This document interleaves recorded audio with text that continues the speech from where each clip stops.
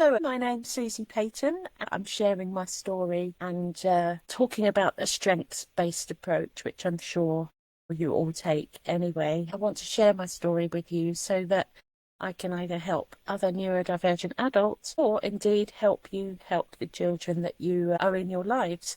So my name's Susie Payton and I am a speaker. I'm autistic and ADHD plus Tourette plus OCD, and I'm a speaker and comedian, so I combine those two things together when I'm on stages at conferences. I've recently become an author and I've got a book that's coming out which I'll tell you about later.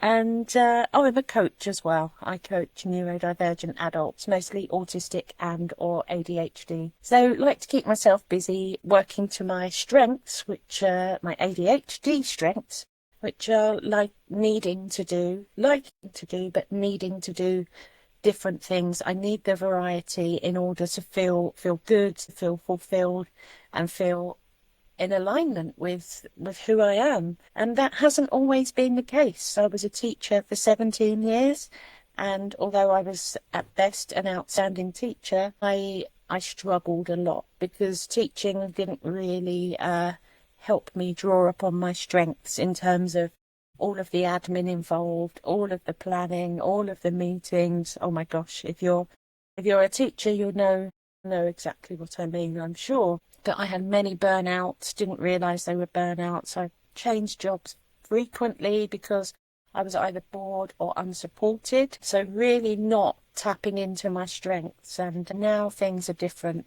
Now I'm really utilising my strengths.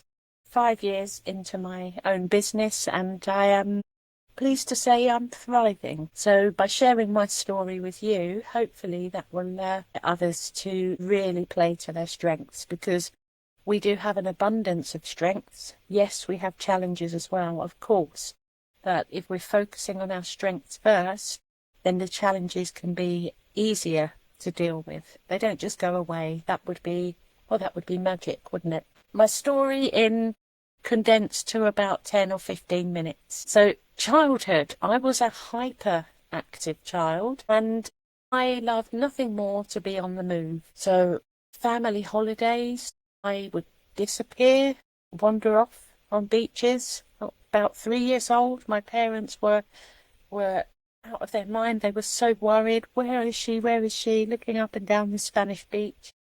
And they found me at an ice cream stand, having an ice cream.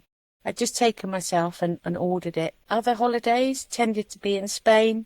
I would have to have my armbands tied on with string, because apparently I would just take them off and jump into deep water in the swimming pool. And thankfully I'm here to tell the tale, and I was rescued each time. But kind of very active, what else? Crayons, drawing on walls, all that sort of thing. And I was into everything. So I loved riding on my BMX. I was into tennis for a while. So my parents bought me all the gear. I was like, yes, I love tennis. This is what I want to do. I was and still am very good at sports, naturally. And I wanted to do everything, of course, being ADHD. So they'd buy me all the gear. And then I would lose interest. Now, thankfully, my parents never really, I don't know the right word, they didn't shame me for losing interest, and I'm sure you don't either. But what I now know is that this is a key indicator for our neurodivergent brains that are wired for interest, and sometimes that interest just goes, and that's okay. That's what I know now. I used to think, what's wrong with me? Why can't I stick at anything? And those thoughts, they become our reality. And that's where the strengths and the RSD can come into play if we're not careful. Because when I thought, what's wrong with me? I internalized the things that I had no control over, and they became my inner critic, which of course now contributes to RSD, rejection sensitivity dysphoria. So I'm sure you're aware, as neurodivergent folks can be highly sensitive to criticism, whether it's actual criticism or perceived, the feelings are the same, and rejection, which is all tied in. And what happened was, when that started to happen to me, because I didn't tell anyone how I felt, I just thought there was something wrong with me. My inner critic then became in control. There's something wrong with you. Why aren't you like why aren't you like your friends? You're too much. And where was I going? I lost my thread. Good old ADHD. I lost my thread. Anyway, it will come back. So I loved my teddy bears. Apparently I would line them up. That's what my mum said. And if they fell over, I would start again. And I still have them to this day. And I'm very proud to say that I still have my Care Bear and my, what's it called? Glowworm, plus a whole host of others. I would watch The Wizard of Oz over and over again, obsessively. And also The Sound of Music, which is now etched into my brain, the soundtrack. So if you like The Sound of Music or The Wizard of Oz, let me know in the comments. It's always good to hear, always good to hear. So I was labelled shy. So believe it or not, I know I'm a speaker now, but I never used to speak up. Not in school, not in college, not even in the workplace, especially in meetings, because I didn't think I had anything worth saying. So remember, the inner critic will always told me, don't speak up, you'll sound stupid. You'll sound silly. They don't want to hear what you've got to say. So this inner critic is the piece that's the thing that we need to but expose and be mindful of, because that started very early on in my childhood. And I must say I've made great leaps and bounds to overcoming this inner critic and making friends with it, because basically it's trying to keep me safe. It's that ego part of my brain that's trying to stop me doing anything new. But of course, it's not helpful in so many ways. It's helpful if you're in danger, of course it is, but not when you want to grow and expand and experience life to the full. So that's really the main focus of the session today. So being labelled shy and having comments from people saying, cheer up, it might never happen. You know, I hate that comment, by the way. If you do, let me know. But that then started to shape me. And that was where the masking began. Because I thought, what's wrong with me?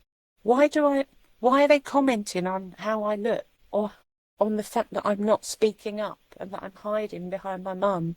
What's wrong with me? So comments like that, I would love to tell the whole world, actually, how damaging they can be. You know, especially to us sensitive folk who hold on to these comments. So, yeah, like I said, that was the start of masking. Primary school was pretty okay, I think. And then things got a bit tricky when it was secondary school time. You know, the big change, the big transition to secondary school. And everything changed, like my whole world changed. And it's so important to kind of help young people to verbalise or express, not necessarily verbalise, their feelings around this change. Because change, as you know, for autistic folks can be very, very tricky, and it can be difficult to process. But we can process it if we're given time and space to do that intentionally as well, even better. So again, why didn't I seem like the other girls that I got along with at primary school? They all started wearing makeup and were getting interested in boys, whereas I was still doing my BMX thing, you know? And so I started to be aware of the differences, and I internalised that. What's wrong with me? Well, nothing was wrong with me, was it? I know that now. I became the class clown at school. I couldn't concentrate. I mean, my concentration was really challenged, let's say. It still is, but I'm an adult. It's different now. So I became the class clown. That was more fun. I was searching for stimulation, and I got it by winding up the teachers, by encouraging my friends to hide in the cupboard, for example, for the whole geography lesson. Didn't do it myself, of course, because being autistic and ADHD, I loved the idea of it, but I was also scared of getting into trouble. So, of course, I developed my leadership skills very early on by encouraging my friend to hide in the cupboard. So that's really interesting, because quite often children are labelled bossy, aren't they? Especially girls, you know? Actually, these are leadership qualities, so let's embrace those and harness them and, you know, develop them, because let's face it, your neurodivergent children are the leaders of tomorrow. So it's so important to tap into their strengths and check out the language that we're using, and yeah, okay. Try not to go off on tangents here. I haven't got that long. So I became a class clown. I observed others. I learned how to play the social game. And my spiky profile, meaning I'm really great at some things, like I said, sports, English I was quite good at. Maths I was not good at. So I've only recently, over the last 5 or so years, come to terms with and accepted that actually there's nothing wrong with me. I find maths really difficult, probably due to dyscalculia. Okay, I really struggle with the numbers. I was £20,000 in debt 10 years ago. And my dog's doing something in the bed, distracting me. 1 second. Yeah, I was in debt, and I internalised it. What's wrong with me? Why can't I do maths? So again, these thoughts are all leading and feeding the inner critic, which leads to rejection sensitivity.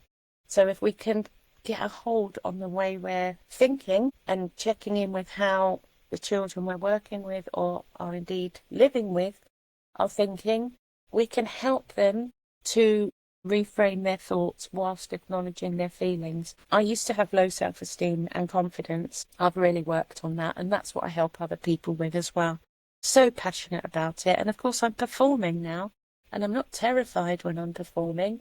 I've really, really focused on my performance strengths, my speaking strengths, and now I am absolutely loving being on those stages in front of hundreds of people. Again, performing, sharing my message, that's the strengths that I'm talking about. So, what I thought, rather than sit here and preach to you about how to be a good parent or carer, that's not really helpful, is it? Also, PDA profile, so I know how it feels to be told what to do. So I've written a letter to my younger self, and I hope that it will inspire you, help you to help your young people, the people that you're working with. So here goes. To my younger self. Dear Susie, you are a wonderful person and perfect as you are. You have lots of interests, and that is okay. It's also okay if you lose interest in those interests. There will be many more to come. Your brain is wired to think differently and to do things differently. This is a good thing. Sometimes people don't share your passion for life, and that is okay. Keep being passionate even when others don't understand you. It's okay to be quiet whenever you want to. Please don't ever feel that it is your responsibility to make others feel okay by smiling or speaking up if you don't want to. Changes can be difficult and make us feel confused, scared and worried. And that is okay. Whatever you are feeling is okay. All feelings are okay. It's what we do with them that matters. We need to acknowledge our feelings and let them move through us so that they don't get stuck.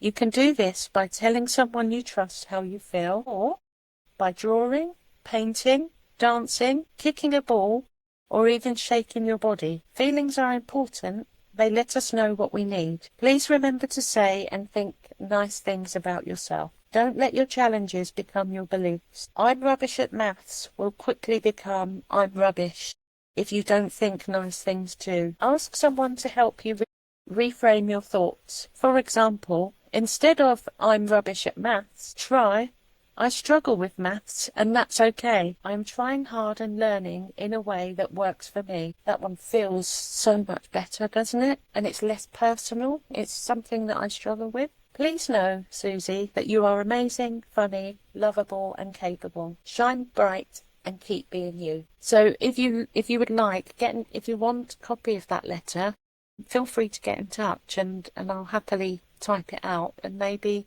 you could write that letter to the young person in your life, just so then they've got something concrete. And what I would really urge is for helping everyone, whether that's children or adults, to take ownership of how they think about themselves and to really monitor when that inner critic starts to take over, because that will be the foundation for RSD, and it doesn't have to be that way, especially now we know different. So thank you so much. I've got a book coming out in August.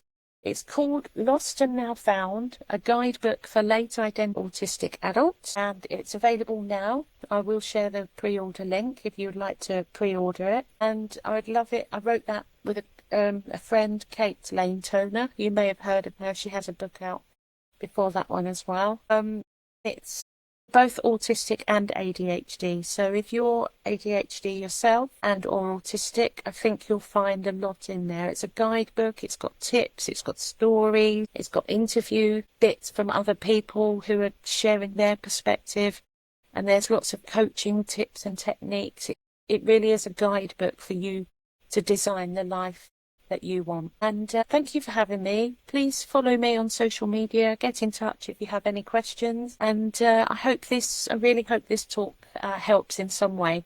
Let me know if it does. Thank you.